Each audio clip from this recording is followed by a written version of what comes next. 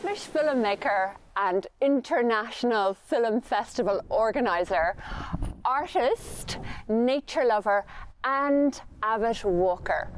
Maurice Galway has combined all of these passions into his new business, Dingle Film Walks, and he is my guest this Sunday. Thank you, Orla. Yeah, it's great to be here. We're actually here at the old schoolhouse, you know, where Ryan's daughter was shot, looking out here to the Last Jedi Islands in this amazing peninsula.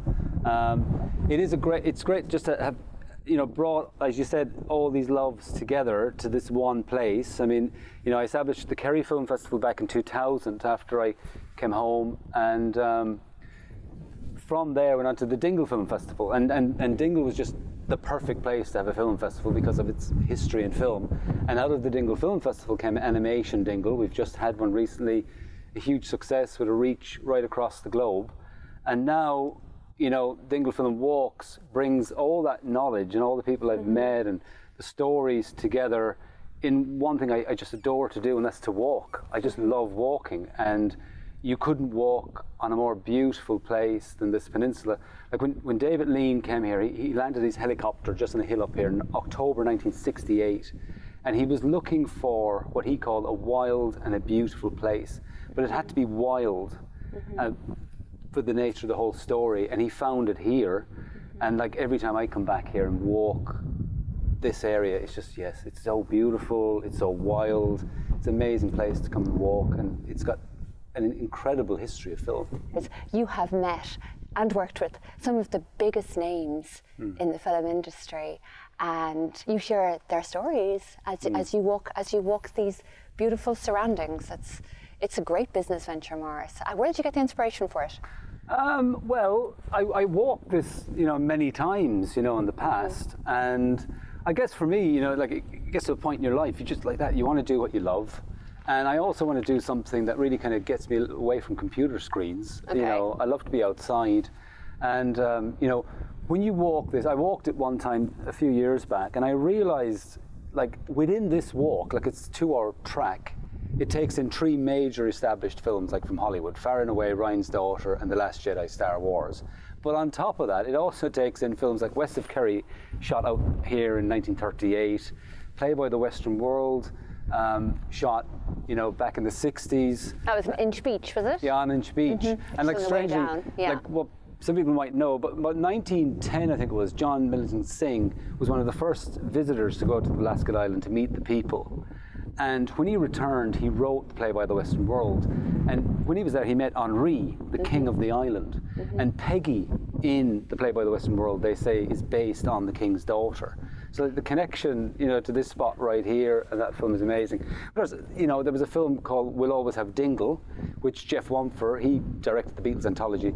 I brought Jeff here, you know, some years back. I had permission to show the entire anthology from the Beatles themselves. Okay. And Jeff was like, has anybody made a documentary on you? And I said, no, and we shot this incredible because the film We Always Have Dingle is about you, Maurice. Well, yeah, it was. Yeah. And Jeff saw something in the place and what I was trying to do with film. And like, you know, back then, that was like 2010. The film festival was only maybe 3 years old. It wasn't easy. I mean, it was a real struggle. Like, you had a cinema that we were in that was exhibiting film for over 100 years. You had international stars visiting here on so many occasions, either to shoot films or just come here to visit the place. And then we started bringing like incredible stars here, largely because of the Gregory Peck Award as well, it should be said, because you know Gregory Peck's great-grandmother came from the area, just outside, like we'll say, Minard.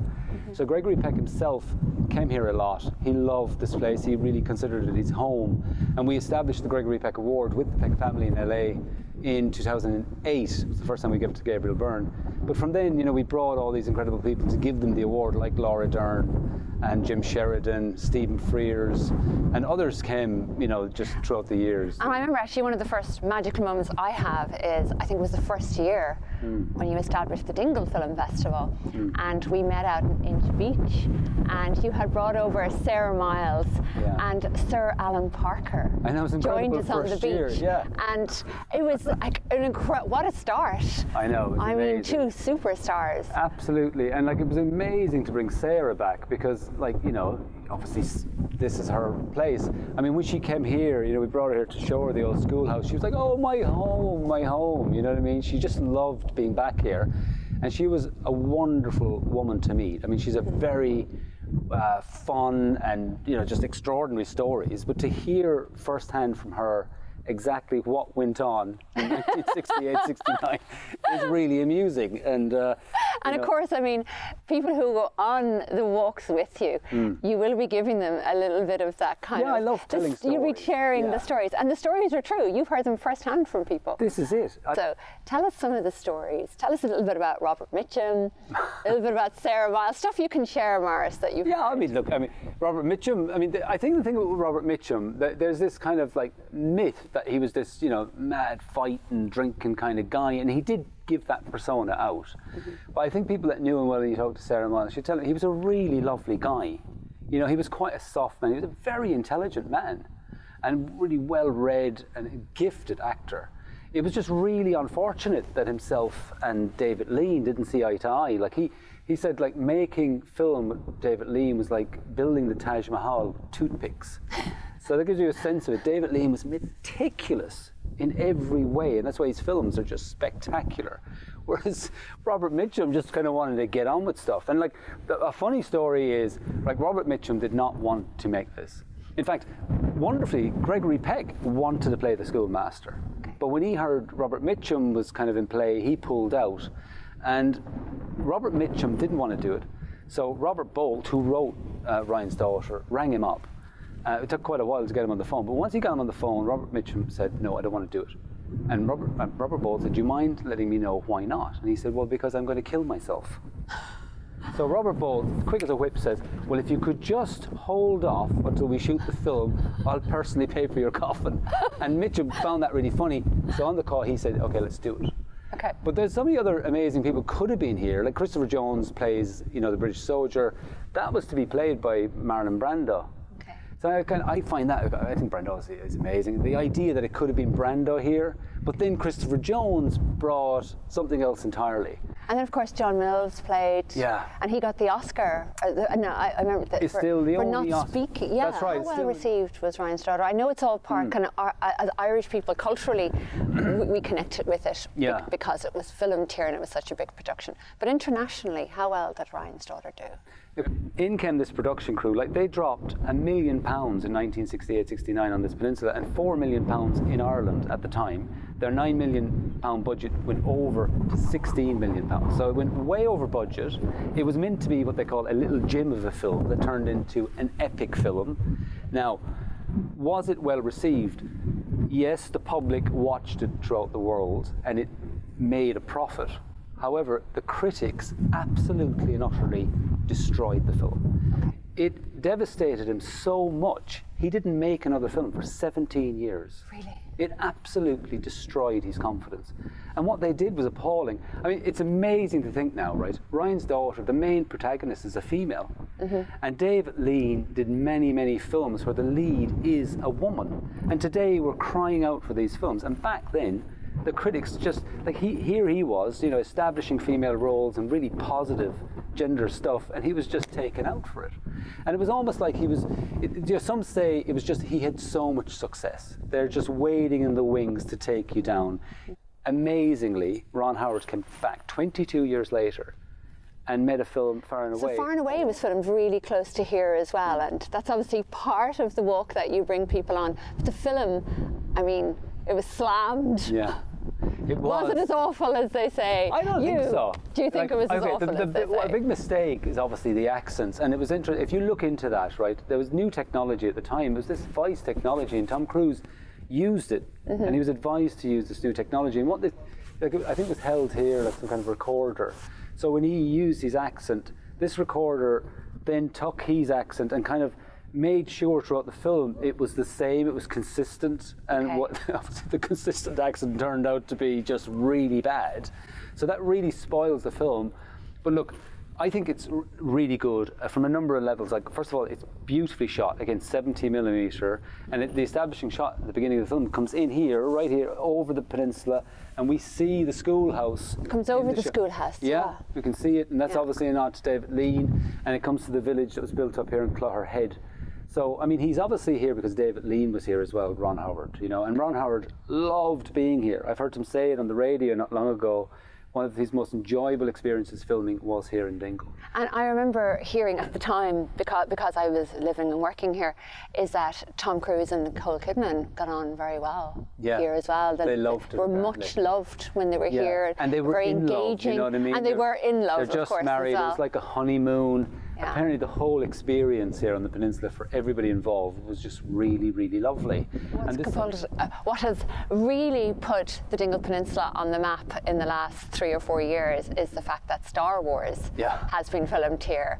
And, you know, Luke Skywalker was out there, and like all actually of the areas around us featured in the film. And again, that's obviously a core to the walk. Yeah, absolutely. Again, on the walk, you know, we're looking to Cowan Shabale, where the Beehive Huts were reproduced, and we're looking to Dunmore Head, where they also shot scenes. You know, it's a very beautifully shot film. I think it looks incredible on the big screen, like this area.